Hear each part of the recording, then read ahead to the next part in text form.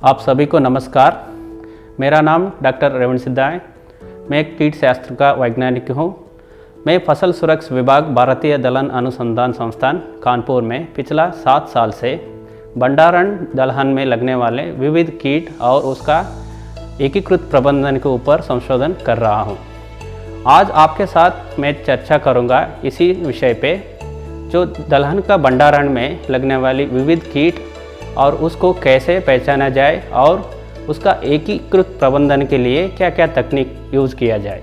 दलहन भंडारण में अनेक कीट लगता है, उसमें डोरा सबसे ज़्यादा हानिकारक माना जाता है।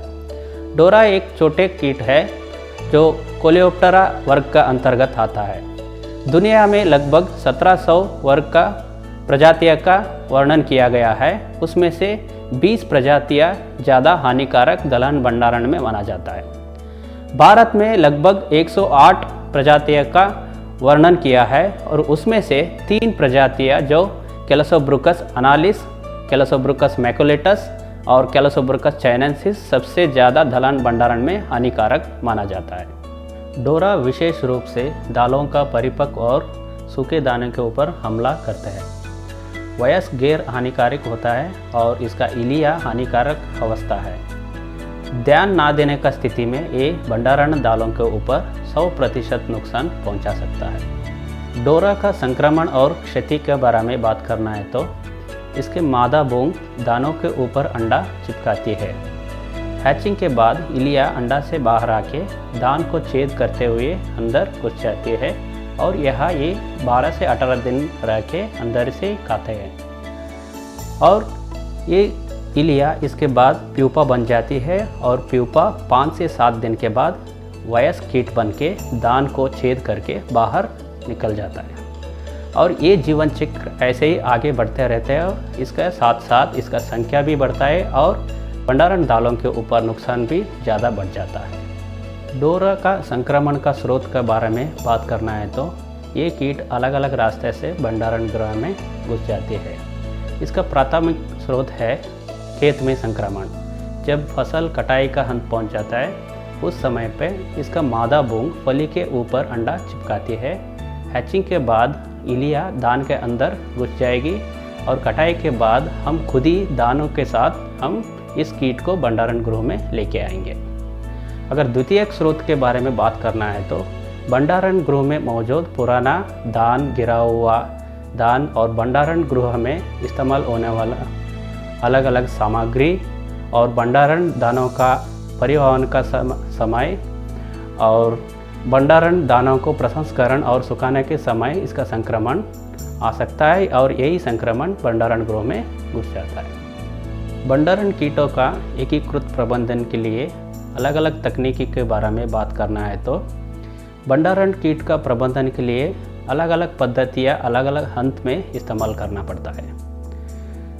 फसल का कटाई का पहले का पद्धतियाँ बात करना है तो फसल को सही समय में कटाई करना बहुत इम्पोर्टेंट होता है और कटा हुआ फसल को खेत में ज़्यादा देर के लिए नहीं छोड़ना है, इससे खेत में संक्रमण आने का संभावना होता है। अगर खेत में संक्रमण आया तो आप नीम बीज स्राव का 10% के हिसाब से छिड़काव कर सकते हो। भंडारण का पहले के पद्धति के बारे में बात करना है तो अनाज को धूप में अच्छा से सुखाना है ताकि अनाज का नमी 8 से 10% हो। भंडारण गृह अच्छी तरह से साफ सफाई और अच्छी तरह से कीटाणुशोधन सुनिश्चित करें।